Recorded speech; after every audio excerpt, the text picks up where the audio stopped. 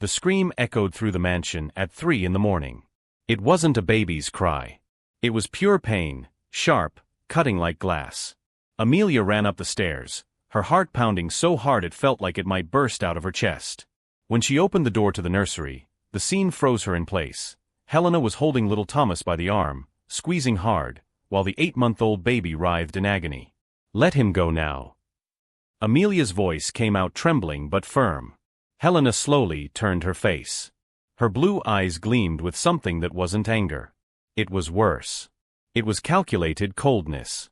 She dropped the baby into the crib with disdain and walked toward the door, stopping right beside Amelia. "You didn't see anything." It wasn't a request. It was an order. Amelia picked Thomas up. His tiny arm was red, marked by the woman's fingers. The baby sobbed convulsively, seeking comfort on the nanny's shoulder. In that moment, looking at that innocent face soaked with tears, something broke inside her. It wasn't the first time. She knew that now. The bruises that appeared on Thomas's legs, the nights he woke up screaming, the visible fear in the baby's eyes every time Helena came near. Everything became horribly clear. How had she ended up there? Amelia still remembered the day she accepted the job. She had been desperate. Her sister, Joanna, needed urgent surgery. A brain tumor. The doctors said 6 months without treatment. The cost was impossible for someone who had cleaned houses since she was 15.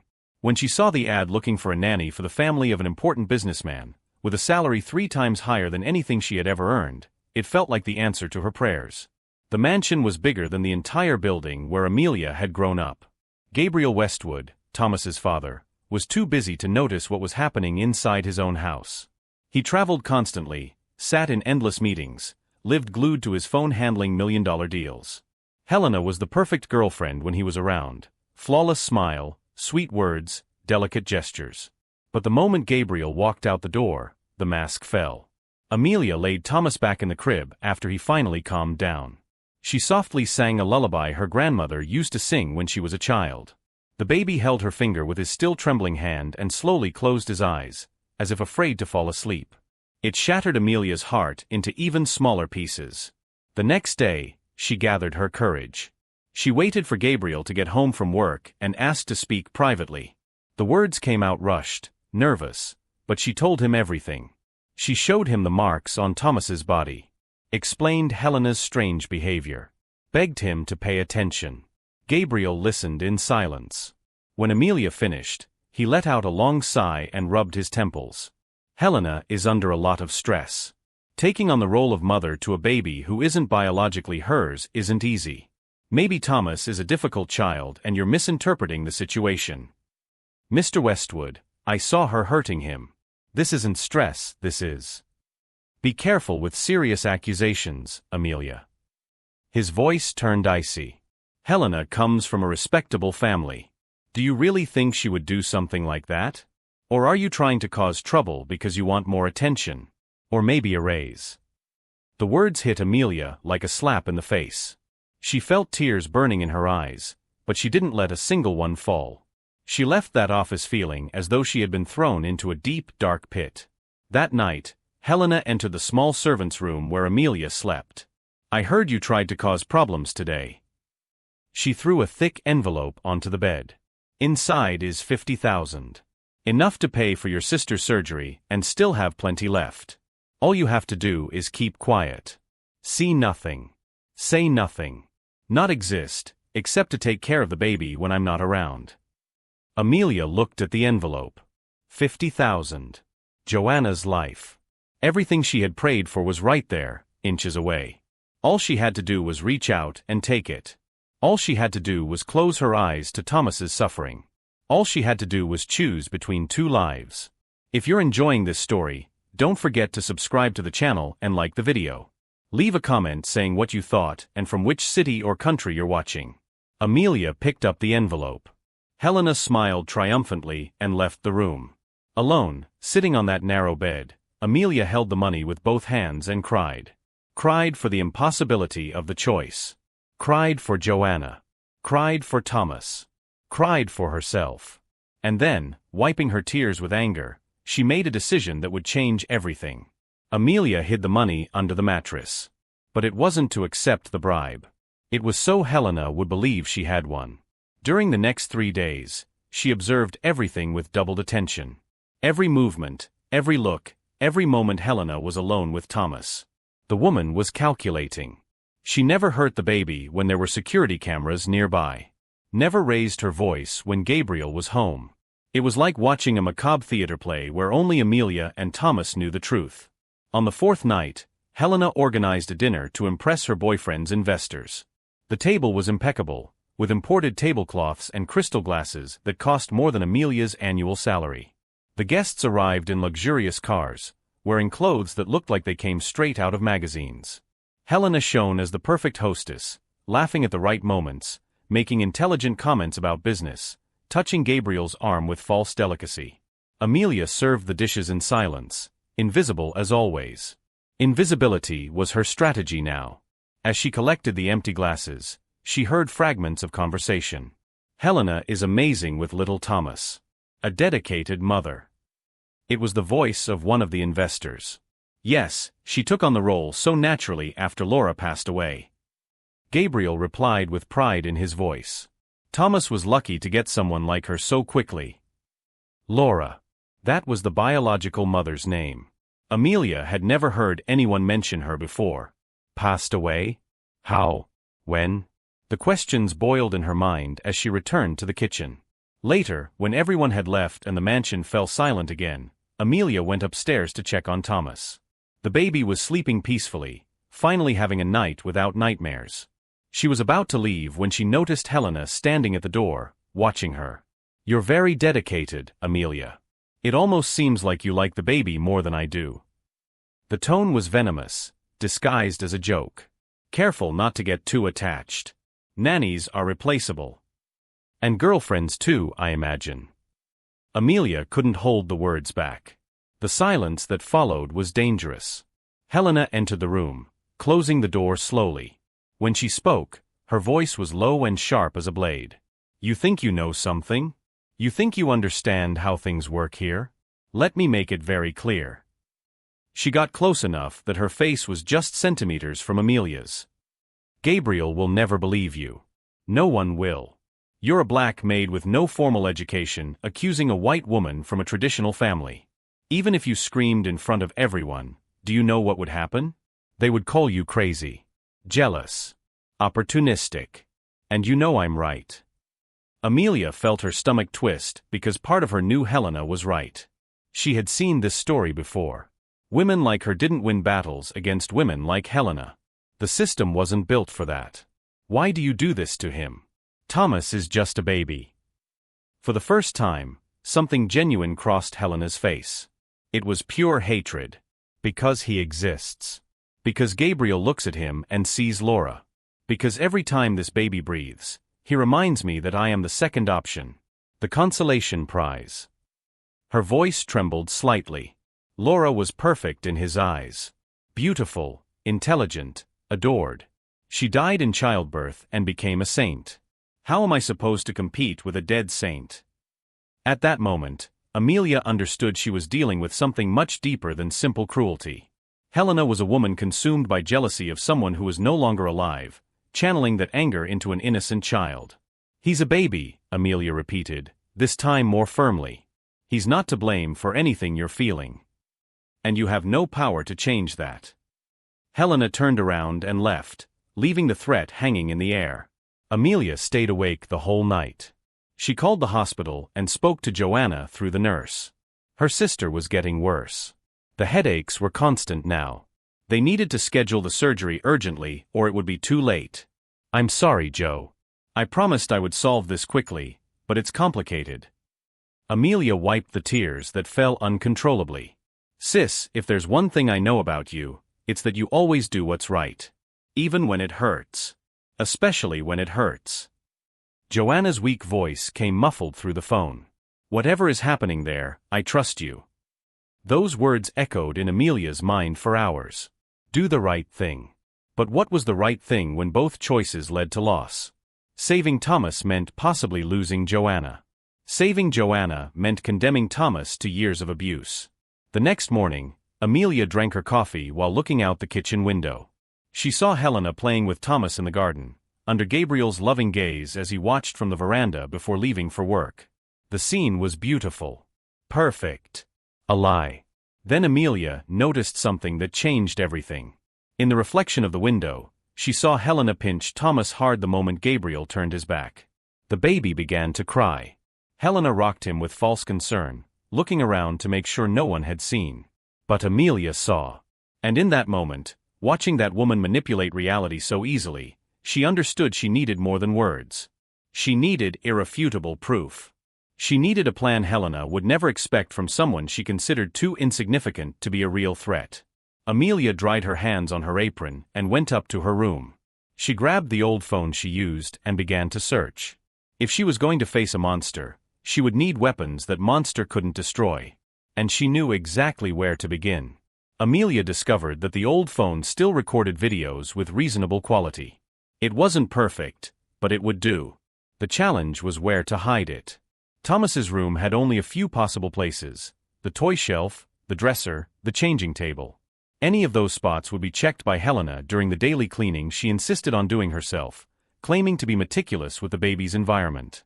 In truth, Amelia suspected she was looking specifically for something like that, some sign of resistance. The solution came unexpectedly. Thomas had a musical mobile hanging over the crib, full of colorful little animals that spun when activated. Amelia carefully disassembled one of the plush bears, opened a small slit in the back, and fitted the phone inside, leaving only the camera exposed through one of the toy's plastic eyes. She stitched it back up so carefully that it was impossible to notice the difference. She tested the angle 3 times. The camera captured the crib and most of the room perfectly. She set the phone to record only when it detected movement, saving battery. Every night, when she was sure no one was watching, she went upstairs to discreetly recharge the device and transfer the files to a flash drive she hid inside a box of sanitary pads in her room. Helena would never touch that. The first 2 days brought nothing but images of Thomas sleeping and Amelia doing routine tasks. But she was patient. She had learned patience from years of cleaning houses, waiting for a better future that never arrived fast enough. On the 3rd day, Gabriel announced he would be traveling to an international conference. He would be gone for an entire week. Amelia saw the glint in Helena's eyes when he delivered the news. It was the glint of someone who would finally have complete freedom. "Will you be okay alone with Thomas and Amelia?" Gabriel asked, kissing his girlfriend's forehead. "Of course, dear. It'll be a great opportunity for Thomas and me to bond more. Isn't that right, Amelia?" Helena smiled sweetly, but her eyes were solid ice. As soon as Gabriel's car disappeared through the gate, the house changed. Not physically, but the atmosphere became heavy, filled with something sinister. Helena dismissed the other employees early, claiming she wanted privacy. Only Amelia remained, because someone needed to care for Thomas during the night. The first recording happened that very night. Helena entered the room at 11 p.m. Thomas was awake, babbling to himself like babies do. She approached the crib and Amelia, watching later on the phone, felt nauseated as she saw Helena pinch the baby's cheeks hard, squeezing until he began crying desperately. "Cry, go on. Cry like your useless mother cried." Helena's voice was a venomous whisper. "You ruined everything. Everything was perfect until you existed." Amelia had to cover her mouth to keep from screaming when she watched that. But this was only the beginning. On the second night, Helena entered with a small medicine bottle. Amelia recognized it, a strong sedative, the kind used for adults with severe insomnia. She took the dropper and put 3 drops into Thomas's bottle. "Just a little so you sleep deeply. Gabriel complains that you wake up too much during the night. We're going to fix that, aren't we?" Helena rocked the baby with false tenderness as he drank the bottle. Thomas slept 14 hours straight that night. Amelia checked his breathing 5 times, terrified it might stop. When he finally woke up, he was disoriented and whiny. Helena remarked at breakfast that the baby was finally learning how to sleep properly. The most disturbing recording came on the 5th night. Helena entered the room at 2 in the morning, clearly drunk. She picked Thomas up from the crib, the baby still sleeping from the sedative, and began speaking as if he could understand her. "Do you know why I hate you? Because Gabriel looks at you and sees her. The perfect Laura. The one he really loved." She held Thomas's face tightly. "I'm beautiful. I'm intelligent. I come from an important family. But I'm not her. I'll never be. And you are the living proof of that. In that moment, watching Helena crumble in jealousy and rage over a dead woman, Amelia realized she was dealing with someone far more dangerous than she had imagined. It wasn't just cruelty. It was insanity disguised as elegance. During the day, Helena kept up the performance. She posted photos hugging Thomas on social media, receiving hundreds of comments praising her dedication. Mother of the Year, they said. Thomas is so lucky, they wrote. If only they knew. Amelia now had 5 saved videos. 5 irrefutable pieces of evidence. But one fear consumed her. What if even with the evidence no one believed her? What if Helena's power and money were stronger than the truth? On the 6th night, Amelia was transferring the files when she received a call from the hospital. Joanna had fainted. The doctors needed to operate immediately or she wouldn't make it through the week. The cost of the surgery, exactly $50,000. Amelia looked at the envelope still hidden under the mattress. Looked at the flash drive in her hand. 2 lives weighing in each hand. 2 impossible choices becoming a single urgent decision. She closed her eyes, took a deep breath, and did something that surprised her. She picked up the phone and called someone she never imagined she would call. Someone who could change everything or destroy what little remained. But there was no time left to hesitate. When the person answered, Amelia said only 4 words that sealed the fate of everyone involved in that story. I have the evidence. The person on the other end of the line was Daniela, Laura's older sister, Thomas's late mother. Amelia had found her contact by discreetly rummaging through Gabriel's documents in the office. Daniela lived in another city but kept sporadic contact with her brother-in-law, always asking about her nephew. In recent months, however, Gabriel had stopped answering her messages. Helena had made sure of that. Who are you? Daniela's voice sounded suspicious. My name is Amelia. I'm Thomas's nanny. And your sister didn't just die during childbirth. She was forgotten. The words came out in a single breath. And now Gabriel's girlfriend is hurting the baby. The silence that followed was far too long. Amelia thought she had hung up. I need to see what you have. In person. Daniela's voice trembled.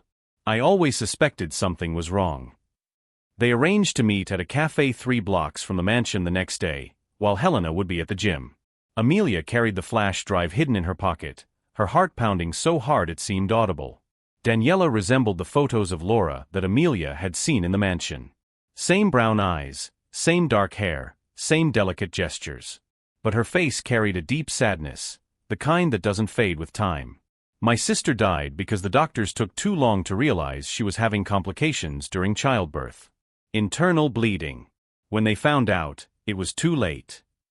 Daniela spoke while staring at her coffee cup. Gabriel drowned himself in work to cope with the pain. And Helena showed up 6 months later. She was always strange, too needy, jealous of a dead woman. I tried to warn Gabriel, but he said I was being unfair. Amelia plugged the flash drive into the laptop Daniela had brought. Together, they watched all 5 videos in silence. With each scene, Daniela brought her hand to her mouth, her eyes filling with tears. When Helena appeared drugging Thomas, Daniela let out a loud sob. My nephew. The last piece of my sister. She slammed the laptop shut. That woman is going to pay. But we need to do this right. Gabriel won't believe it easily. He's blind. They made a plan. Daniela would call Gabriel, saying she urgently needed to discuss family matters and would visit him that weekend as soon as he returned from his trip. Amelia would continue acting normally to avoid raising suspicion. At the right moment, they would present the evidence together, without giving Helena a chance to manipulate the situation. But the plans changed drastically that very night. Amelia arrived at the mansion and found Helena sitting in the living room, drinking wine straight from the bottle. Her eyes were red, makeup smudged. When she saw Amelia, she gave a crooked smile. Where were you? It wasn't a curious question. It was an interrogation. I went to the pharmacy to buy medicine. Liar. Helena stood up, staggering. I found your hiding spot. The money is still there, but I found something interesting with it. She threw a piece of paper on the floor. It was a note with the address of the cafe where Amelia had met Daniela. Amelia's blood froze.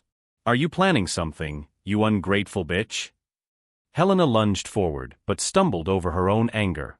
I gave you money. I offered you a solution. But you want to be a hero. I just want to protect Thomas. Thomas. Helena screamed the name with so much hatred it echoed through the walls. It's always about Thomas. Gabriel only talks about him. You only care about him. Everyone forgot I exist. Then Amelia heard it. A cry coming from upstairs. Thomas had woken up from the yelling. And Helena heard it too. Something changed in the woman's face. It was an expression Amelia had never seen before. Pure destructive determination. Helena climbed the stairs, staggering, holding the wine bottle like a weapon. No. Amelia ran after her. When she entered the room, Helena was standing beside the crib, staring at Thomas with eyes overflowing with tears and fury mixed together. If I can't have Gabriel completely, no one will have anything. Her voice was a dangerous whisper. She raised her trembling hand toward the baby. Amelia didn't think. She simply acted.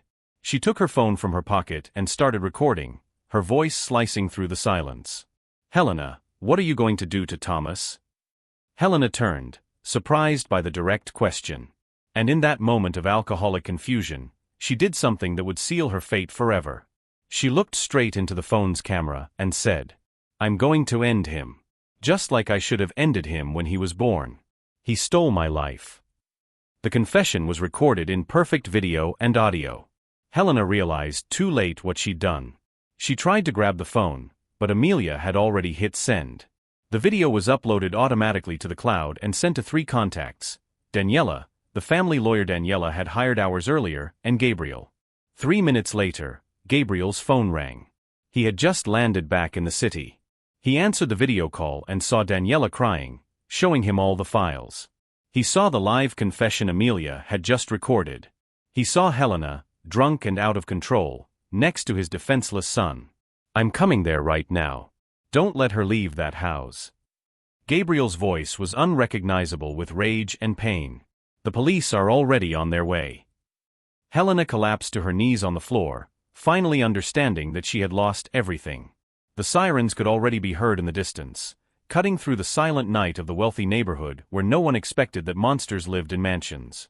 The police arrived in 7 minutes. Gabriel in 10. Amelia would never forget the expression on his face when he entered that house. It wasn't just shock or anger. It was the complete collapse of everything he believed to be true. He ran up the stairs, passed right by Helena as she was being handcuffed, and went straight to the crib where Thomas was crying, frightened by all the commotion. Gabriel picked up his son and collapsed. He cried like Amelia had never seen an adult man cry. Deep, painful sobs, full of guilt and regret. Thomas, sensing his father's despair, stopped crying and simply rested his little head on his shoulder, as if understanding that this hug was a plea for forgiveness. I didn't see. My God, I didn't see anything. Gabriel repeated through tears, holding his son to his chest with such care it seemed he feared he would disappear. Helena was taken away in handcuffs, screaming that it was all a lie, that Amelia had set everything up, that the recordings were fake. But her voice was drowned out by the sirens and the indifference of the police, who had already seen the evidence. There was no manipulation possible when the truth was recorded in crystal-clear video and audio. Daniela arrived half an hour later. When she saw Thomas, she broke down as well. It was like seeing her sister alive again in those innocent eyes. Gabriel handed the baby to her reverently, as if returning something precious that had been stolen. I'm sorry. I'm sorry for keeping you away. For not listening. For being so blind. Gabriel could barely speak properly. Take care of him now. That's what Laura would have wanted. Daniela held her brother-in-law's hand firmly. And thanked the person who really saved my nephew. It was only then that Gabriel turned completely to Amelia. She was leaning against the hallway wall, emotionally exhausted, her hands still trembling from the adrenaline. Their eyes met, and he understood the magnitude of what this woman had risked. You saved my son. His voice was thick with emotion. I owe you more than I could ever repay. It wasn't about debt, Mr. Westwood. It was about doing what was right. Gabriel extended his hand. Amelia shook it. They were no longer employer and employee. They were two people who had crossed hell together, even if at different times. 3 days later, Amelia was at the hospital beside Joanna, holding her sister's hand before she went into the operating room. Gabriel had paid for the entire surgery without Amelia asking. More than that, he had set up a fund to cover all post-operative care and full recovery. "You did the right thing, sis. I always knew you would." Joanna smiled faintly but genuinely before being taken away. The surgery lasted 6 hours. They were the 6 longest hours of Amelia's life. But when the doctor came out with a smile, saying everything had gone perfectly, she finally allowed the weight of the past days to fall on her shoulders. She cried right there, in the cold hospital hallway, releasing weeks of fear, pressure, and anguish. Helena's trial took place 4 months later. The evidence was irrefutable. The videos were shown in court, causing shock even among the most experienced jurors. Helena was sentenced to 8 years in prison for child abuse, attempted murder, and threats.